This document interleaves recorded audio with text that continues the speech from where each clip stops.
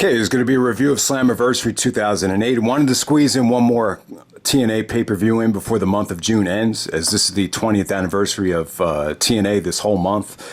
But yeah, with Slammiversary 2008, I wanted to get this in because it looks good. I mean, you got Joe as the champion. You got Angle versus AJ Styles. You know, one of the first times ever. We'll get to that a little bit later. So yeah, the show looks good on paper. You know, I don't have great memories of the show. I have it on DVD, but I remember passing up on it because, you know, Kobe got the Lakers back to the finals. So this was competing with the 2008 NBA Finals, Lakers versus Celtics. That's when Kobe got, you know, destroyed in Game 6 of the finals by the Celtics. So yeah, I think you know, you would just assume that the pay-per-view probably got a lower buy rate than expected. On top of that, you know, they promoted this as it was in Memphis. You know, you got the logo was actually very inspired by the Memphis nightlife, you know, Elvis, all that stuff. But it actually takes place in South Haven, Mississippi, from the DeSoto Civic Center. They only do 2,000 for a Slammiversary. It just, I don't know, for whatever reason, the atmosphere was, I would say that it was kind of like even a step down, like from the Impact Zone. It just felt like there was a lack of connection throughout this whole night for whatever the reason. But yeah, not exactly from. I'm pretty sure Memphis is probably not too far from this city in Mississippi. So, but it is what it is, man. So let's get right down to it. I did want to make this point about 2008, though. It really felt like at this particular time, like they just didn't have. You know, the talent that they had in 2007. Like when you look at 07, especially like Sacrifice 2007, there's so much depth on that show. Match after match, you just got so much talent. Here, it's like, where did everybody go? It's like there's no low key. Like Christopher Daniels is playing the Curry Man. He's not on the show. Maybe he was in Japan. I mean, the list goes on and on. Even Jeff Jarrett, you know, you would think he'd be on the show as it was in Memphis or in the Memphis area. Obviously, his father, you know, had his own promotion, I believe, from Memphis. So, yeah, just wanted to make that point. So, overall, the show looks good on paper, but in my opinion, it just felt like something was really missing and lacking from the show as a whole. So let's get right down to it. First match of the night, we got Petey Williams coming out there with Rocket Khan and Scotty Steiner to take on Kaz for the X Division Championship. Yeah, you know, I was surprised how many people like this match. You know, a lot of people, when you go back, there's a lot of reviews up of this show, and it's almost depressing. Like when you click on True Slayer's review, it's like 14 years ago. It's like, was it that long ago? Jesus, but it was, man. And yeah, Kaz and Petey Williams right here. Yeah, I mean that's really the thing that stands out about it is that they gave this match time. It felt like they had a lot of time to really get in a rhythm. I just wasn't crazy about Petey Williams. It just felt like this whole match, everyone was waiting for the Canadian Destroyer. I felt like a lot of Petey Williams transitions here weren't that special. Like I would say Petey's just, you know, if you take away the Canadian Destroyer, he's just not on the same level as like a lot of the X Division core. Like I just really was very underwhelmed by him. And at this time too, like he's trying to be like little Papa Pump, which I didn't really care for that gimmick. I thought Kaz was good though. You know, Kaz definitely busted his ass here. You know, Scott Steiner and Raka actually, you know, hit Kaz with a foreign object and he was juicing. You know, from the forehead. So you had good drama here. You know, the anticipation for the Canadian Destroyer, you know, it was cool. I mean, it was a good X Division match right here. I mean, it was really one of the better things of the night, but I just feel like considering that they got the keys to the car, it just felt a little bit deflating, a little bit underwhelming. I'll definitely say that. And the match ends with Scotty Steiner, you know, getting on the mic and, you know, bitching that he should have a match and have a title shot, all that stuff right there. But yeah, great showing from Kaz. Even the referee was great here. He was even like jumping. I've never seen a ref jump that high just to get in position. So that was really cool. So yeah, good effort from both guys. I felt like Kaz was definitely the better performer of the night. Next up, we got Gail Kim, ODB, and Roxxi taking on the beautiful people of Angelina Love, Velvet Sky, and Moose. And we're not talking about the Moose from Impact Wrestling or Ring of Honor, the really, really big black dude that used to play in the NFL. This is a female Moose First time ever seeing her. I did not even remember her. I wasn't a fan of this. Now, I wouldn't say it was bad. You definitely had like Gail, Kim, and ODB out there who connected really well with the crowd. But I wasn't a big fan of the Beautiful People. You really get the feeling like the Beautiful People was more of a Dixie thing. It really felt like Dixie, and I can't prove this. This is just my gut feeling. It felt like Dixie was really the one that really wanted to showcase the Beautiful People more and more and more as you got into, 2008, 2009.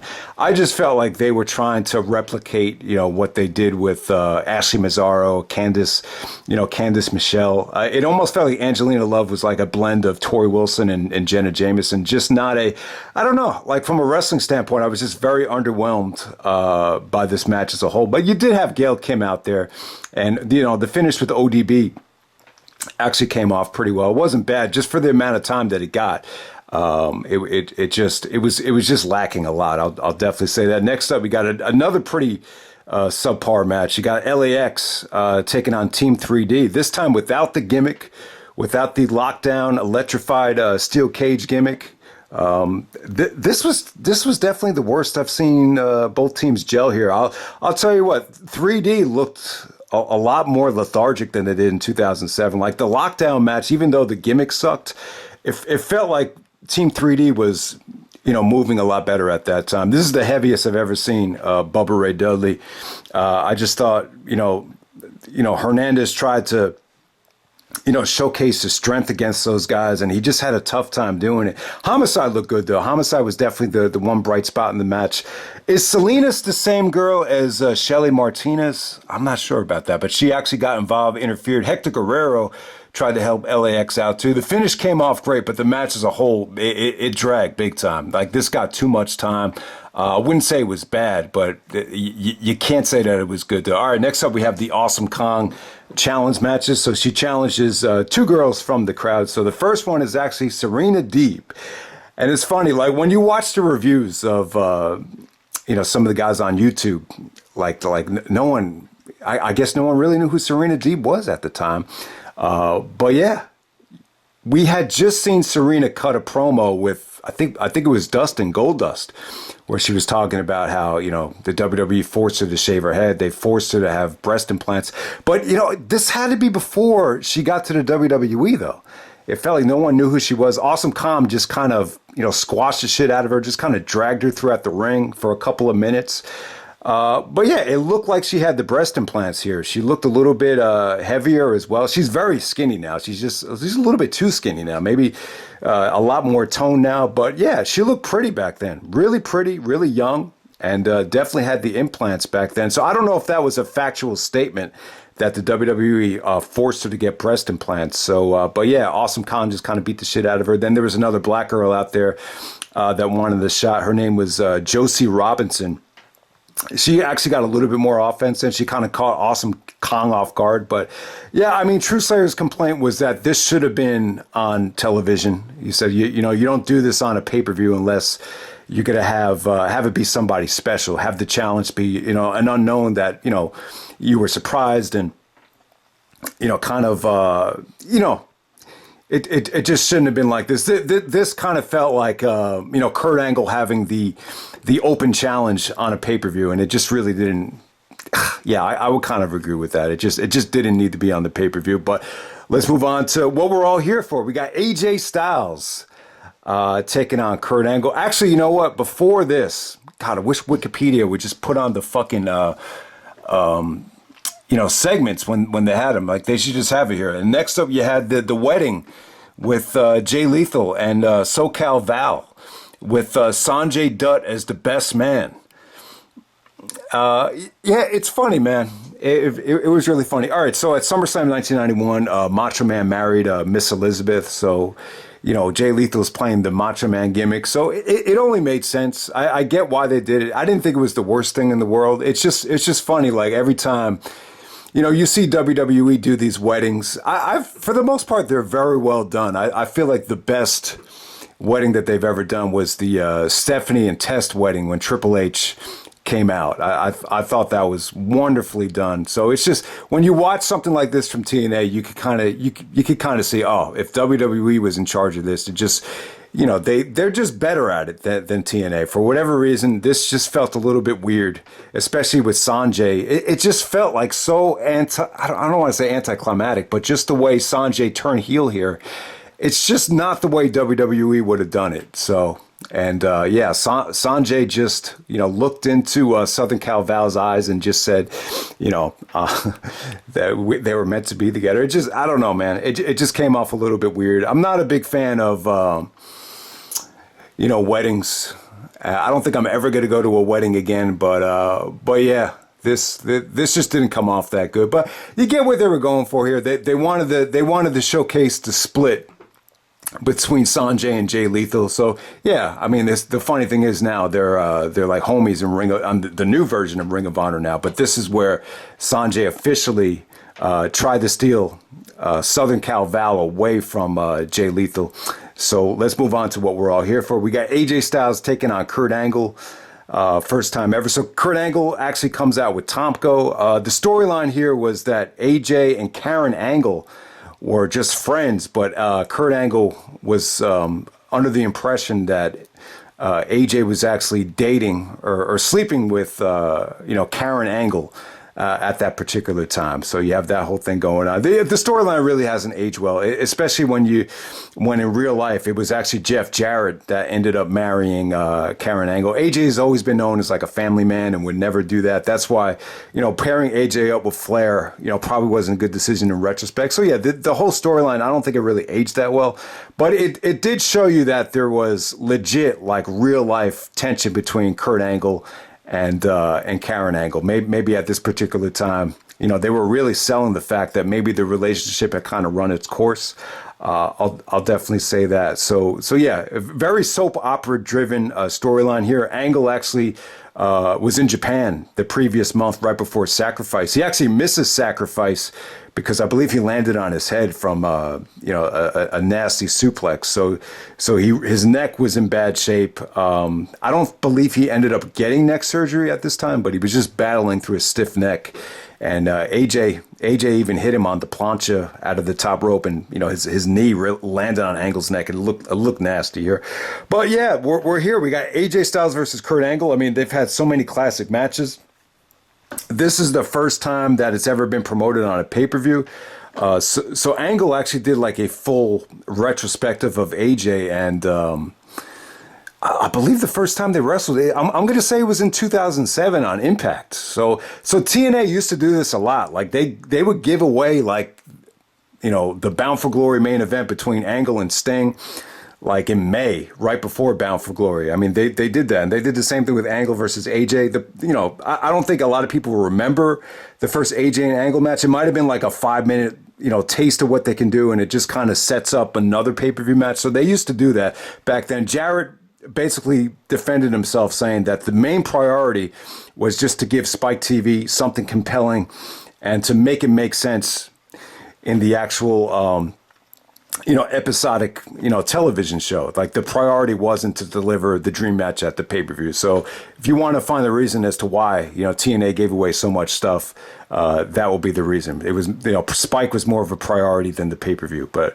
you know, I think that's pretty well documented. But yeah, the first time ever you got to see AJ versus Angle, it was, I mean, this is good stuff. Out of all the accessible matches, this is the only time, one of the only times where you got AJ and Angle still both in their 30s. I believe AJ just, you know, he's about to turn 31 here. I believe Angle is actually, I want to say that he's 39. So that's the funny thing about it. They both look young. They both look like they're in great shape. Yeah, I mean, in a lot of ways, it kind of reminded me of Angle versus Eddie, where the first match, you could tell the chemistry is not quite where it eventually would be, but you could just tell, man. Like some of the counters to the Angle Slam, you know, you got to see AJ bust out the DDT from the Angle Slam, which looked great. I actually prefer the Angle slam into the arm drag, which Eddie always used to do beautifully. That actually looks a lot better than the DDT. But yeah, I thought Angle looked good here. He was cut, he was lean, he was suplexing the crap out of AJ, counters the phenomenal forearm into a belly to belly. There's some really really nice release German suplexes where I think both of them actually over rotated and moonsaulted out of the German. So you got to see that. Like I said, you got to see AJ do the plancha where he actually kicks Angle in the neck. And Tomko actually was sent to the back, so his interference didn't really take away from it that much. Well, the finish is what fucking hurt the match, because you had just seen Karen Angle screw Samoa Joe at Hard Justice. This is kind of like a playoff of that whole thing, but at this time she decides to help out AJ Styles. So just kind of foreshadowing that the Karen and Kurt relationship had pretty much ran its course. I don't, like, in real life, I don't know what the hell happened between Karen and Kurt. Karen Angle's a very good-looking woman, and she was great for wrestling too, because she had that bitchy personality, and to me, like, it always translated really well.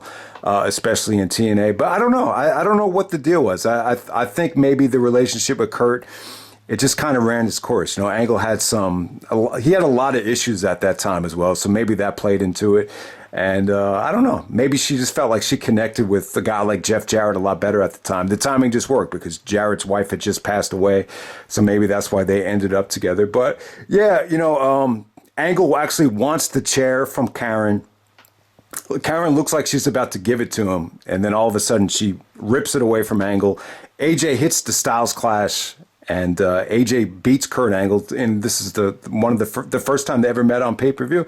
So yeah, I mean, in terms of the ratings, I think True Slayer gave it 3 3/4 stars. That's kind of like the rating that I think is. I could see most people giving it that rating, but considering how much I love both guys, and this is really the first time where they let it all hang out, and they were they got more time than anything on this show. I'll give it 4 stars. I'll give it a light 4 stars. I think anything over 4 would definitely be generous. Definitely not their best match though. I mean, when you think about AJ and Kurt's best match. The rematch was actually a Hard Justice. They had a last man standing match. That was actually a lot more well received than this. I mean, ideally, a last man standing is not what you would envision, the best work between AJ and Angle. But to me, like, I would say that they're probably the most important match that they had. It was probably on Impact. The first time Impact went head to head with Raw. In the first Impact of 2010, the TNA versus WWE Monday Night Wars. That's the same time when Brett came back and squashed the beef with Shawn Michaels, and then the main event of that show, I think it was AJ versus Angle. I remember I was watching it with my brother, and I just said, hey, it's up to you, man. What do you want to do? You want to stick with TNA, or would you rather go back to WWE? And he chose TNA. He said, yeah, I'd rather watch AJ versus Angle. I think WWE was actually.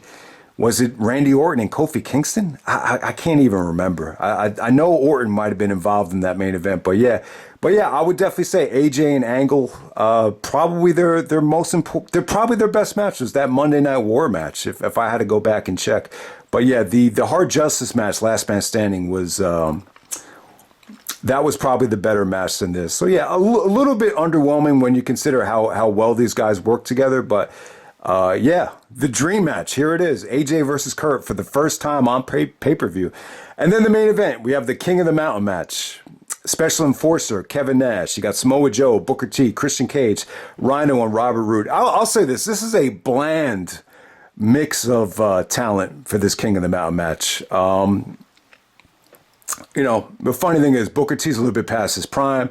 Christian's won the belt too many times up to that point that no one really cared.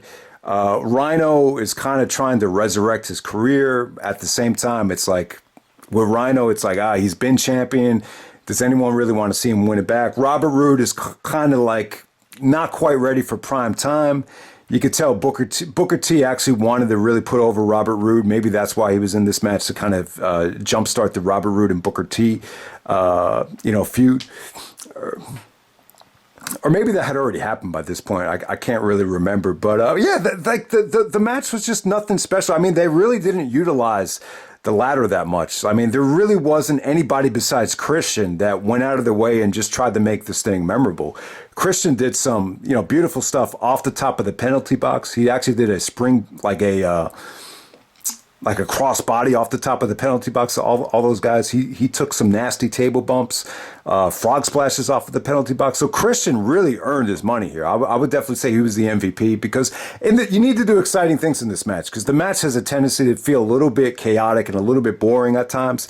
It really does. But yeah, the most memorable thing Booker T was after he came out of the penalty box. He took the title from Nash and he clocked Nash with the belt and just started hitting everyone over the head with the championship belt. So at this time, Booker was more of a heel. He had like more of a, he was trying to go for more of that Jamaican, like drug dealer type of accent on this show. I don't know if it really worked. I always hated it. I always couldn't stand it when Booker T tried to play the, the king gimmick or the accent gimmicks. I just wasn't really feeling it. But yeah, kind of a bland mix of talent. It almost felt like they're just throwing Joe with a whole bunch of, guys that left the WWE here. It really felt like that. It really didn't feel like Joe is the champion. And for whatever reason, it just felt like Joe wasn't able to be himself in this mix. And for whatever reason, it just kind of felt like Joe was a little bit disconnected from the fans. It's not really, really, Joe ended up hitting the Ace Crusher off of Christian off the top of the ladder. So yeah, like I was saying, man, Christian came to play.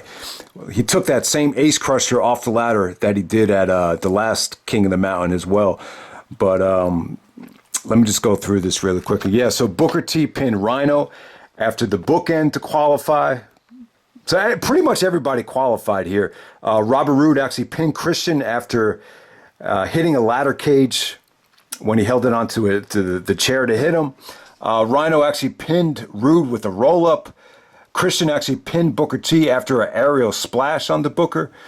Joe actually pins Robert Roode after the Muscle Buster. So when Joe actually pins Roode, it's like right before he hung the belt up. So Joe was eligible like at the very last second, and Joe actually hangs the belt up to win this thing. Someone actually compared hanging the belt up as almost the equivalent of, putting a plant in place. Like it just doesn't have the same excitement factor as, grabbing the championship belt. But hey, I think at Slammiversary 2009, it all paid off when Joe actually gave the belt to Angle. That was a really cool finish. I'm not sure who thought of that when Joe joined the Main Event Mafia. That's where this whole hanging of the belt thing really paid off. But I would agree. I think it's a little bit more exciting when you're actually trying to rip the belt off the top of the ladder as opposed to hanging it. But yeah, really not much to say about it. This was probably, I wouldn't, the match wasn't bad.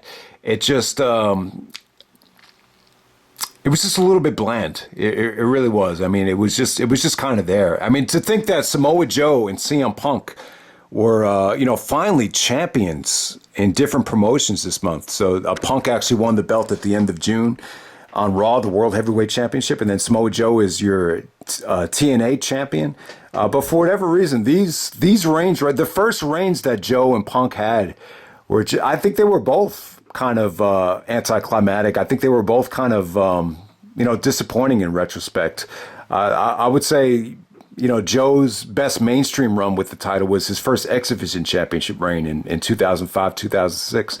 And then I would say Punk's best reign was probably the, obviously the 2011 one when he won it from Cena at Money in the Bank, and then when he won it back again from Del Rio. That was a much better reign for Punk. But yeah, the first time Joe and Punk win the belt in the summer of 2008, they both kind of sucked. Joe's reign was a lot longer than Punk's. But a lot of people just felt like this was just not the Samoa Joe of old. It just definitely felt like Joe didn't have the freedom and just didn't have the type of opponents that really kind of, catered to his style. It just definitely felt like that. So that's Slammiversary 2008. Overall, this was kind of a middle of the line show. I wouldn't say this is one of TNA's best pay-per-views, but it wasn't a disaster, though. It really felt like TNA had a lot more depth and talent in 2007. But it kind of feels like they just didn't have the disastrous moments in 2008 that they had in 2007, like the blindfold match in 2007, the Hard Justice pay-per-view as a whole from 2007, the Scott Hall not showing up for Turning Point in 2007. It seemed like 2008 was a little bit more consistent, but talent-wise and just overall, I just don't think it was as good of a year as some of the highs from '07, if that makes any points. But that's pretty much it, guys. That's Slammiversary 2008. It was cool to go back to all these TNA pay-per-views for 2000 for the 20th anniversary. I just think with TNA, I probably need to do a better job of picking my spots and just reviewing certain shows that are worth reviewing. This one, you could argue that it shouldn't have been done, but hey, man, it's the first ever Kurt Angle versus AJ Styles match on pay-per-view, so obviously you know why I wanted to go through with it. But yeah, it just I'll just leave you with this. It really feels like you really gotta give Jarrett credit for having the balls and going through with TNA. I mean, he really did come far, but it just seemed like there was so many people that were involved here. It's just maybe too many cooks in the kitchen when you think of it. Like, you got Russo involved, you got Jarrett's father involved, Panda Energy with Dixie, and then obviously Hogan and Bischoff coming in. But even at this time, it definitely felt like it wasn't as strong of a company as it was, from the early stages, even going back to 05, 06. You definitely feel like this 08 version of it definitely feels like more of a step down than anything. But yeah, that's pretty much it, guys. Hope you enjoyed the review, and I'm out. All right.